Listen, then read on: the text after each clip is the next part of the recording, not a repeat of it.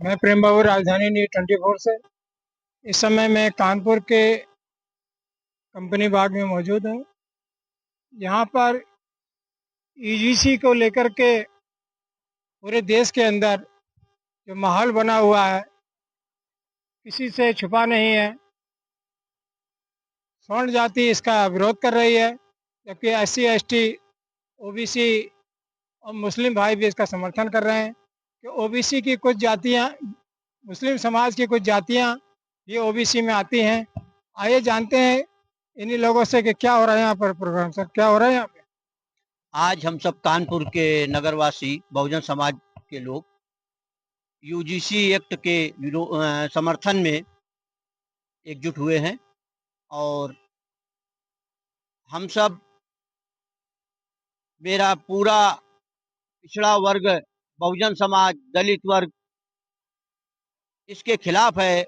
जो कुछ लोग सुप्रीम कोर्ट जा कर के स्टे ले लिए हैं, हम सब इसके लिए प्रयासरत हैं और जगह जगह जा कर के हम लोग बैठ के और मीटिंग कर रहे हैं कि अगली सुप्रीम कोर्ट की सुनवाई में मुझे अपने मुद्दे को मजबूती से रखना है और इस एक्ट को हर हाल में लागू करवाना है। रोहित वेमुला एक्ट को लागू करवाना है।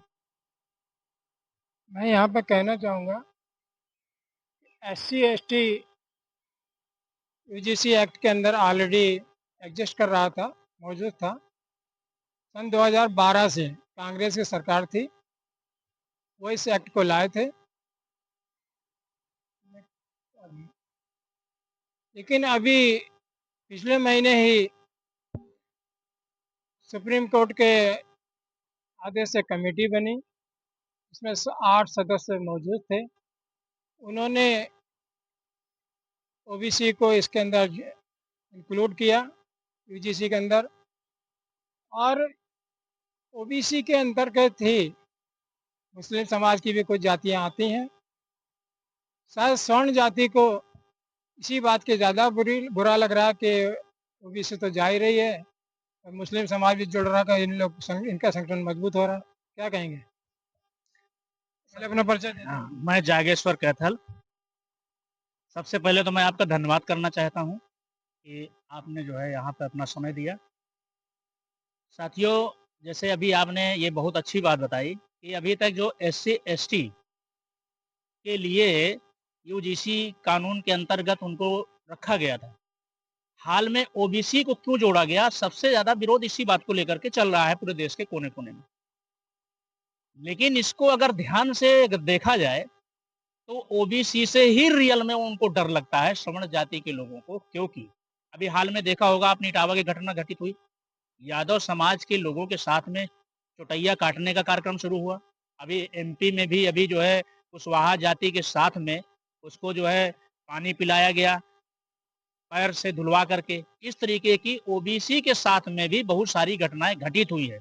इसलिए इस कानून को, इसको ध्यान में रखते हुए इसको लाया गया कि OBC को भी इसमें डाला जाए।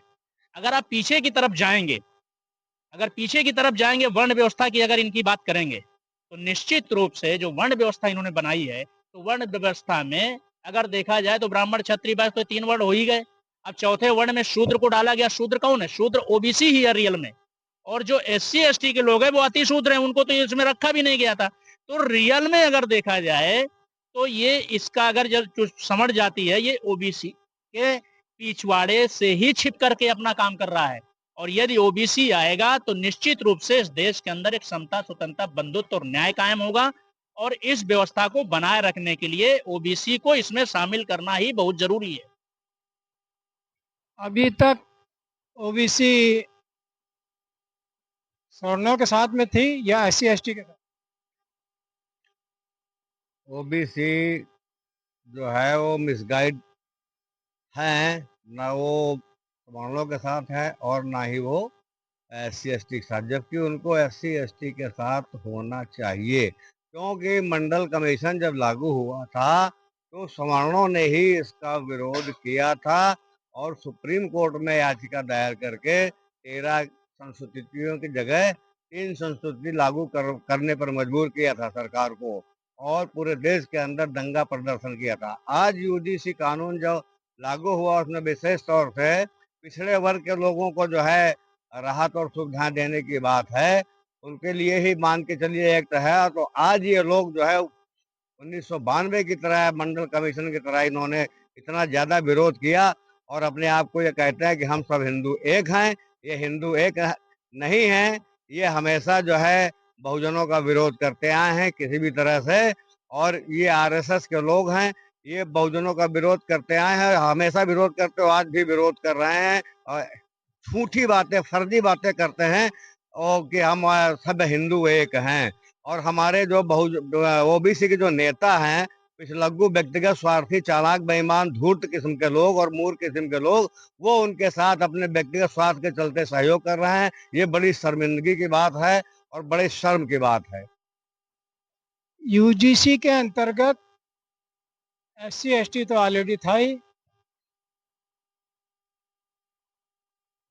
जो अभी हमें सुप्रीम कोर्ट के कहने पे जो अमेंडमेंट आया है, इसमें 8 लोगों की कमेटी बनी और इसमें इस कमेटी के द्वारा जो यूनिवर्सिटियाँ वगैरह होंगी, उनके उनके अंदर कई कमेटियाँ बनाई जाएंगी, 3 कमेटियाँ बनाई जाएंगी और जो भी कंप्लेन आएगी उसको रजिस्टर किया जाएगा। क्या डिसीजन लिया गया उसको भी पूरा रजिस्टर रिकॉर्ड मेंटेन किया जाएगा।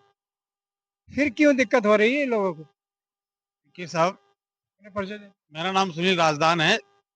दिक्कत केवल इस देश में एक बात की हो रही कि ये schedule caste, tribe schedule caste के लोग हमारे बराबर कैसे बैठ रहे हैं। फिर मैं यहाँ रोकना चाहूँगा, ये एससी एसटी तो ऑलरेडी 2012 से सुविधाएं इन लोगों को मिल रही थी। केवल मुस्लिम समाज की कुछ जातियाँ और ओबीसी के पूरे पूरे इसमें ऐड कर दिए गए, इसलिए दिया था।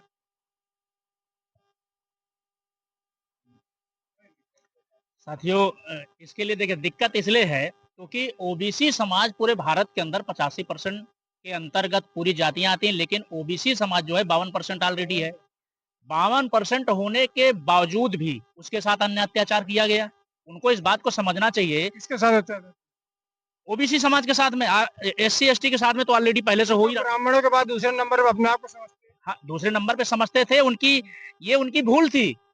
ये उनकी भूल थी, उनको तो याद दिलाया गया। अभी देखा होगा कि आपने सन 2012 में उत्तर प्रदेश का जब विधानसभा का चुनाव हुआ और चुनाव के बाद अखिलेश यादव जी को जब सिंहासन खाली किया गया और इसके बाद उनके जो है कमरे को धुलवा दिया गया, ये कह करके कि अशुद्ध हो गया, ये शूद्र वर्ण में आते हैं, तो आप इसके आगे किस खेत की मूली हुआ? जब अखिलेश यादव जो चीफ मिनिस्टर रह चुके, इसके बाद उनके साथ ऐसा व्यवहार किया गया और न जाने कितने उदाहरण ऐसे हम क्या क्या गिनाएं।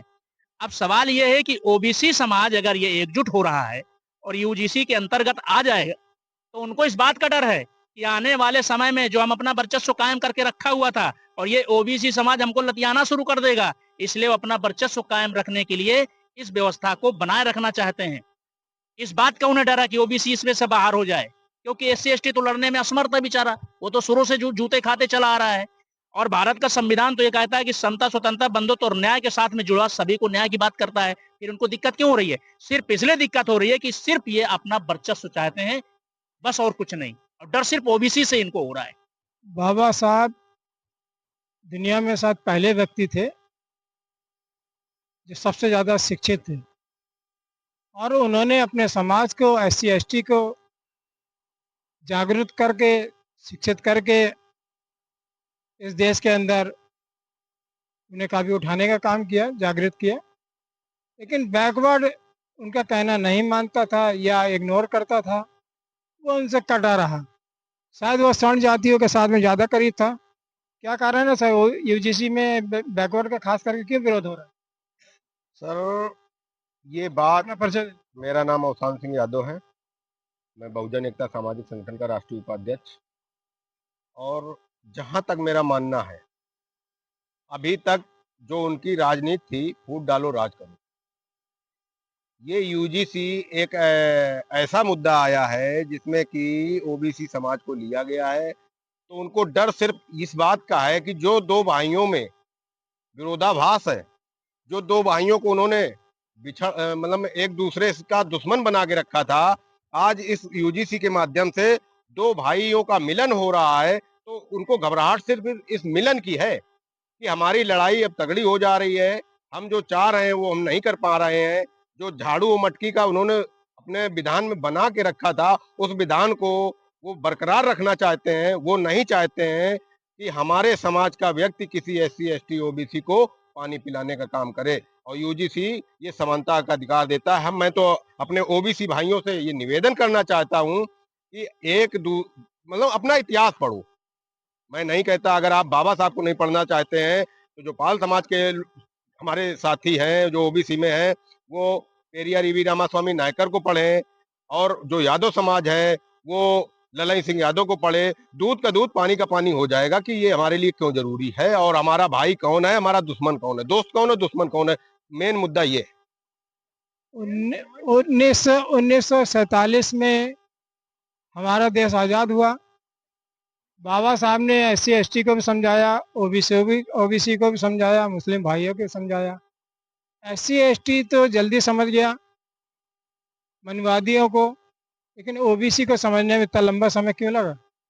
जहां तक मेरा मानना है कि जहां तक मैंने पढ़ा और मैंने सोचा समझा, ओबीसी को समझने में समय इसलिए लगा कि ओबीसी अपने आप को खुद एक क्षत्रिय समझ रहा था अभी तक, और समाज पढ़ा लिखा नहीं था।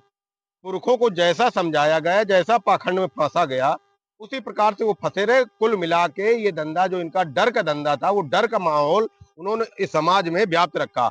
और रही बात एससी और ओबीसी, ओबीसी जल्दी बाबा साहब की बात समझ गया। वो अभी तक जो इन लोगों ने षड्यंत्र बना के रखा था कि बाबा साहब तो फलाने के हैं, उनको एक स्लोगन दे दिया था कि बाबा साहब सिर्फ एक एससी समाज के हैं, वो मतलब मैं केवल उन्हीं के मसीहा है, उन्हीं के लिए किया है। जबकि जो भी उन्होंने संविधान में लिखा है, क्योंकि संविधान समाज पढ़ा लिखा नहीं था और संविधान को पढ़ा नहीं था, तो आपको जब तक बताया नहीं जाएगा। हमारे घर में हमारे अगर पिताजी पढ़े लिखे नहीं है, उनको हम किताब में बैठ के क्या पढ़ रहे हैं उनको क्या मालूम। हम कुछ भी उल्टा सीधा पढ़ के सामने पढ़ते रहेंगे, उनको तो जब रिजल्ट आएगा तब तो पता चलेगा ना। ओबीसी का रिजल्ट अब आना शुरू हुआ ना, चुटिया काटी जा रही है, मंदिर धुलवाए जा रहे हैं। जो इस देश का मतलब जो इस प्रदेश का राजा रहा, राजा का मतलब जो इस प्रदेश का मुख्यमंत्री रहा, उस मुख्यमंत्री को कुर्सी से उतरने के बाद में उस कुर्सी को एक जानवर के पेशाब से धुलवाया गया, गंगा जल से धुलवाया गया। और तब भी अभी भी मैं तो ये कहता हूं कि उनको भी एक संदेश देना चाहता हूं कि जब आपको इतना अपमानित किया जाता है, तब भी आप अपने पुरखों का इतिहास क्यों नहीं पढ़ते? अगर मैं कहूँ कि एससी एसटी ने तो 2012 में ही ये अधिकार प्राप्त कर लिए थे, लेकिन जब ओबीसी का नंबर आया 2026 में, इतनी दिक्कतें आ रही हैं। तो क्या कहेंगे इन लोगों के लिए, क्या मदद करेंगे? हम तो यही कहना चाहेंगे ओबीसी समाज को समझना चाहिए, क्योंकि ये जो कानून है आपको पूरी तरीके से सुरक्षित रखता है और आपके आने वाले जो जनरेशन है उसको आगे बढ़ाने के लिए वो सपोर्ट करेगा। और अभी भी जो ओबीसी समाज भटका हुआ है उसको इस बात को समझना चाहिए कि वाकई में अगर हमें ये बराबरी का सम्मान देते तो हमारे माननीय अखिलेश यादव जी के साथ में ऐसा व्यवहार ना करते। और इसके पूर्व में भी अगर आप जाएंगे, वर्ण व्यवस्था को अगर आप देखेंगे तो वर्ण व्यवस्था में इन्होंने जो लोग समझ में नहीं आता वर्ण व्यवस्था को मानते क्यों? वर्ण व्यवस्था को मानता नहीं है कोई, लेकिन वो इनडायरेक्ट कहीं ना कहीं वैसा व्यवहार होता है। माने या कोई ना माने, वो तो आपको कहते हैं कि आप हिंदू हो और हिंदू के बाद फिर आपसे आप जाति पूछी जाएगी। हमारा ही आदमी जो है अपने आप को हिंदू मानता है, अब वो कहता है कि आपका नाम क्या है, फिर बताता बड़ेगा उसने हम तो हिंदू हैं। फिर वही व्यक्ति पूछता है कि आप हिंदू तो हो, जाति कौन सी है? समस्या यहाँ अभी पर। अभी ओबीसी के समाज के बहुत से लोग कह रहे हैं जाति तोड़ो, आप लोग जाति। नहीं, हम जाति की पैरवी नहीं कर रहे हैं। हम तो ये कहते हैं कि भाई जो संविधान कहता है उसके हिसाब से आप चलिए। संविधान में कहीं पर भी कोई जाति का वर्णन नहीं है, वहां पे वर्ग का वर्णन किया गया है। ओबीसी समाज को अदर ब्रैकेट कास्ट में रखा गया, जो संविधान में उनको पूरी तरीके से ताकत देता है और समानता की बात करता है। और रही बात अगर एससी एसटी की, तो एससी एसटी का एक वर्ग है और जनरल का भी एक वर्ग है और सभी को समानता की बात करता है। तो जब आप मैं उन सवर्ण लोगों से बस कहना जब चाहता हूं, मैं रोकना चाहूंगा, जब मंदिरों में 100% आरक्षण है उनका, तब समानता की बात नहीं करते। भाई यही तो समस्या का मूल कारण है ना। हमारे समाज का सबसे बड़ी समस्या का मूल कारण यही है कि वो आपको धर्म के नाम पर वर्ग ला करके आपको ये बताता है कि कोई ऐसी ईश्वरीय शक्ति है जो सब कुछ पूरा कर देगी। लेकिन उसकी आड़ में वो अपना बिजनेस चला रहा है, धंधा चला रहा है। कोई तरीके से आरक्षण उनका 100% है। और यही तो अभी घटना इटावा में हुई थी ना, यादव समाज का व्यक्ति वहां पर जो है कथा वाचने के लिए गए थे और उनको ये कह करके कि आप यादव समाज के हो, आप इस कथा का वाचन नहीं कर सकते। और उनको इतना ही नहीं बल्कि उनके साथ इतना अपमान किया गया कि उसकी चुटिया काट दी गई। और यही नहीं, एक महिला यानी जो ब्राह्मण समाज की महिला थी, उसके पेशाब से उसके ऊपर छिड़क कर उसको शुद्धिकरण का जो कार्यक्रम किया गया, पूरे देश में विरोध हुआ उसका। लेकिन इस बात से इनको समझना चाहिए कि वो हमको हिंदू मानता ही नहीं है। आप हिंदू कहाँ लेकर के घूम रहे हैं? हिंदू तो एक गाली है मुगलों की दी हुई, वो आपको पहनाए घूम रहा है और आप पहने घूम रहे हो। इस बात को ओबीसी समाज के लोगों को बाखूबी समझना चाहिए और एससी एसटी ओबीसी को मिलकर के यानी बहुजन समाज बना करके अपने अधिकारों की हक की लड़ाई लड़ना चाहिए।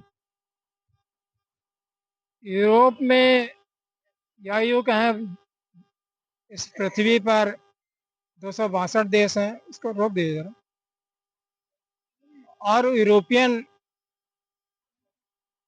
कॉपीराइट लग जाएगा भैया, दूर ले जाओ। यूरोप के बहुत से देश जिन लोगों ने धर्म को छोड़ करके विज्ञान को अपनाया, आज वो विकसित देश हो गए हैं। बड़ा दुर्भाग्य का विषय है कि आज भी भारत के अंदर धर्म को प्राथमिकता दी जाती है। क्यों है इतना फर्क सर?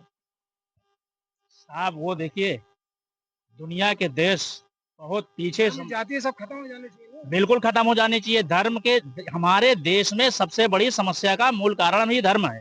अगर उसका विश्लेषण करेंगे, धर्म का मतलब एक सच्चा होता, सच्चाई होती है, सत्य की तरफ चलना। अब ये धर्म का तो एक धंधा बना करके बैठे हैं, अंधविश्वास की तरफ लोगों को मूव करते हैं, उनका ब्रेन वॉश करते हैं कि कोई ऐसी शक्ति है जो आपका जो है सारी समस्या का समाधान करेगी।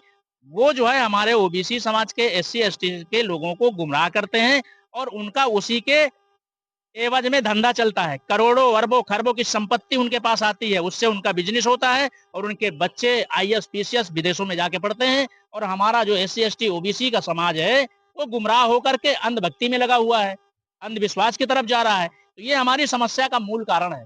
हमें इससे हट करके विज्ञान की तरफ जाना चाहिए, संविधान को पढ़ना चाहिए, शिक्षित बनो, संघर्ष करो और संगठित होकर के अपने अधिकारों की बात करो। बाकी ये सब कुछ नहीं है, धर्म के नाम पर तो बरगलाया जा रहा है साहब। जहाँ तक आजकल यूजीसी एक्ट की बात है, 2012 से चल रहा है।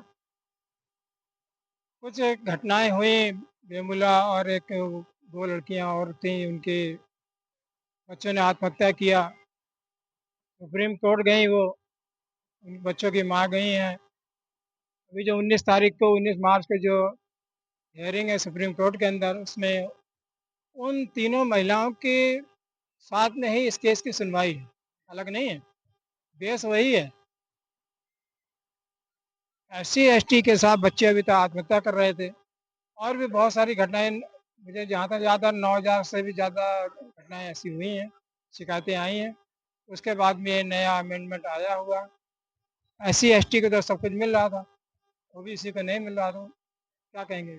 देखिए, अपना परसेंट। मेरा नाम राहुल देव यादव है, research scholar, food science department, Chandrashekhar Azad कृषि एवं प्रौद्योगिकी विश्वविद्यालय कानपुर से। मैं एक विश्वविद्यालय का छात्र हूं, तो मैं आपको बहुत ही संजीदा बात बताता हूं कि जैसा आपने कहा ओबीसी एससी एसटी को पहले से मिल रहा था और ओबीसी जुड़ जाने से समझ देखिए ओबीसी महिलाएं और क्या कहते हैं, नहीं वो जिनके अंग अपंग बच्चे होते हैं। जी जी ईबीएस।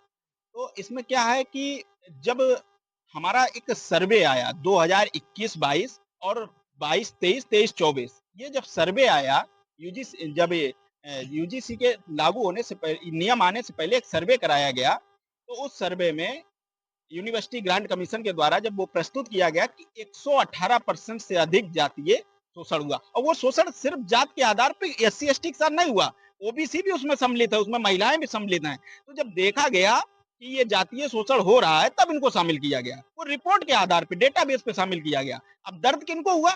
दर्द उस वर्ग को हुआ जो जातीय शोषण करता था।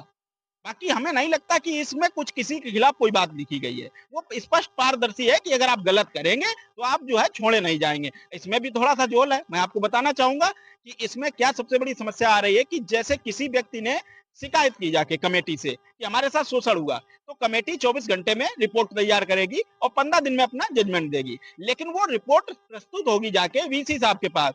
अब हमारी एक रिपोर्ट और भी आती है जो कि कहती है देश के 40 केंद्रीय विश्वविद्यालय हैं जिसमें ओबीसी, एससी, एसटी 48 लगभग जो 40 की रिपोर्ट आई है, तो उन विश्वविद्यालय में अगर देखा जाए कि ओबीसी, एससी, एसटी के 0.1% प्रोफेसर हैं और बीसी हमारा 0.001% है। तो जब हमारे लोग उस कमेटी के अध्यक्ष ही नहीं रहेंगे तो फैसला हमारे फेवर में आएगा कैसे? बहुत सारी विषय होते हैं, जैसे अंग्रेजों ने कहा था कि एक ऐसा वर्ग विदेश में है जो जिसके पास समानता, न्याय, बंधुता की सोच ही नहीं है, तो वो हमारे पक्ष में फैसला देंगे कैसे? वो तो हमारे साथ शोषण होता ही रहेगा और ये तो एक लॉलीपॉप हो गया हमारे लिए। मैं यहाँ पे रोकना चाहूँगा कि 48 सेंट्रल यूनिवर्सिटी में से 38 प्रोफेसर जो हैं क्या कहते हैं चांसलर स्वर्ण जाति के हैं, ये कहना चाहते जी बिल्कुल। देखिए आप उत्तर प्रदेश में 4 कृषि विश्वविद्यालय हैं, चारों कृषि विश्वविद्यालय की आप लिस्ट उठा के देख लीजिए, सवर्ण बैठे हुए हैं। इसके अलावा भी बहुत सारे विश्वविद्यालय हैं, आप उत्तर प्रदेश में देख लीजिए, अगर पूरे 10 विश्वविद्यालय हैं तो उसमें 9 विश्वविद्यालय में सवर्ण बैठे हैं, तो 90% तो रिजर्वेशन आप ले ही रहे हैं। और इवन एक अगर कहीं आप बना भी देते हैं तो उसको भी आप ऐसी मानसिकता से बैठाते हैं कि उसके पास फ्रीडम नहीं है, वो आपके दबाव में ही निर्णय देगा। लेकिन हम उस विषय पर नहीं जाना चाहेंगे, हम सीधे कहते हैं कि इस विषय में अध्यक्ष भी उसी वर्ग का ही व्यक्ति होना चाहिए, तब हमें न्याय मिलेगा, ये बहुत जरूरी है। मैं यहाँ पे कहना चाहूँगा धीरे धीरे खत्म हो रहा है, धीरे धीरे खत्म हो रहा है, क्योंकि जहाँ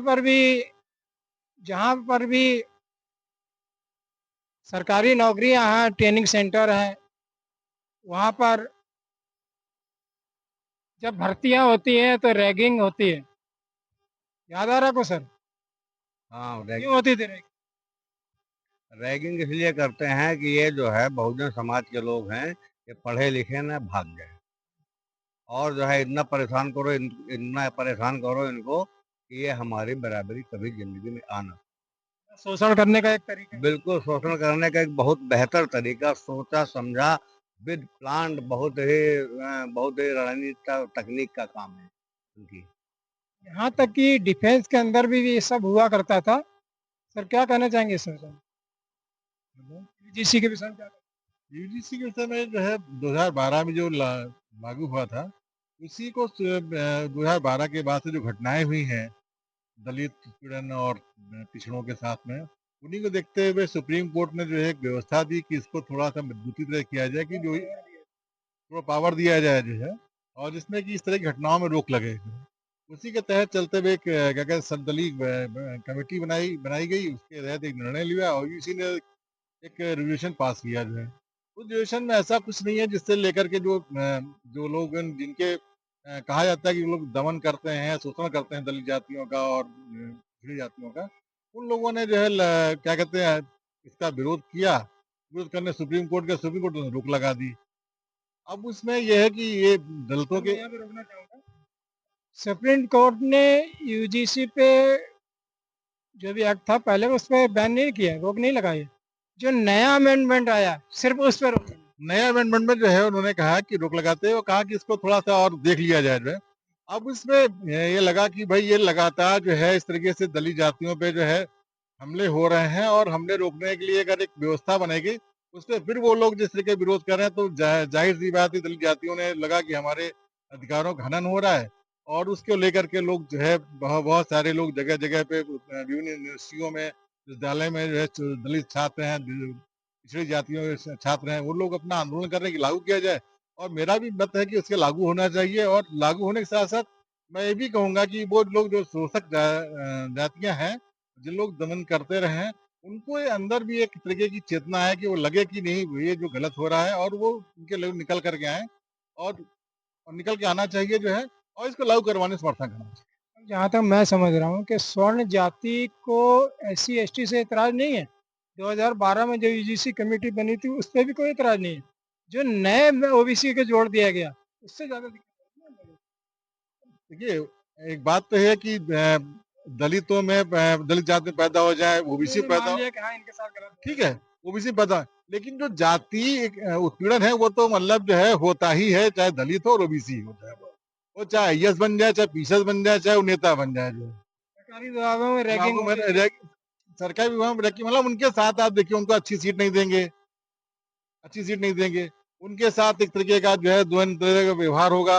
अब वो कितना भी मेहनत कर ले, उसे वो क्या कहते हैं उस तरीके से रिकॉग्निशन नहीं मिलता है जो है, ये होता है जो है, जो फैक्ट है जो है। अगर इसमें अगर है तो क्या दिक्कत भाई, अगर मतलब उनको अगर थोड़ा सा वक़्त मिल रहा है दलित जातियों, हम कह रहे हैं वो लोग जो कह रहे हैं वो लोग कुछ दिन जो है, कुछ दिन जो है 1 महीने 6 महीने भी पिछड़ी जाति होगी, दलित जाति होकर के जो है भोगे देखें आकर के जो है, क्या उसमें मिलता है जो है। और फिर लगे अगर सही तो चीजों को विरोध करें ना, अगर नहीं लगता है समर्थन करना चाहिए जो है।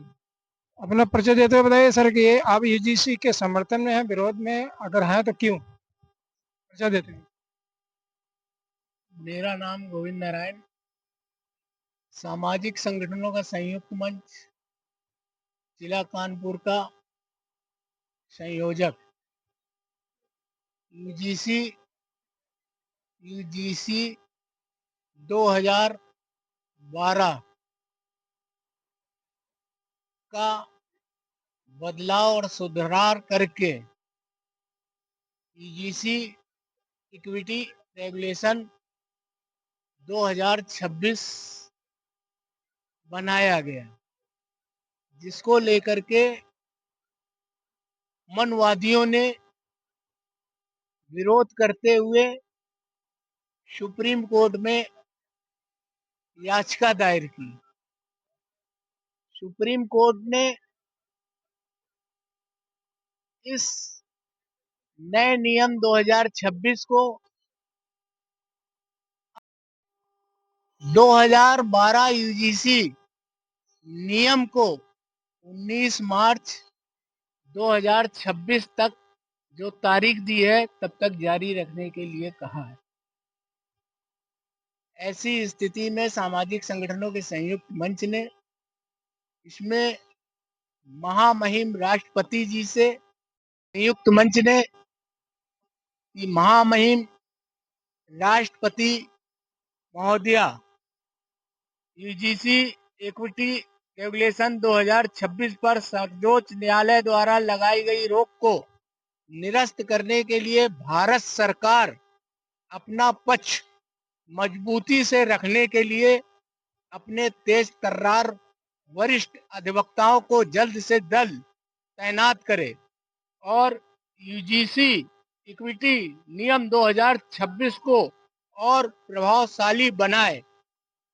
उनका दायरा आईआईटी, आईआईएम, चिकित्सा और इंजीनियरिंग विश्वविद्यालय आदि सभी केंद्रीय व राज्यों के उच्च शिक्षण संस्थानों तक विस्तारित करने के लिए अपने अधिकारियों को कहें और लोकतांत्रिक पद्धति को अपनाते हुए इस कानून को प्रभावी संविधान के संघीय स्वरूप के अनुरूप बनाए जाने के लिए अपना पक्ष माननीय न्यायालय के समक्ष मजबूती से रखें। बहुत बहुत धन्यवाद।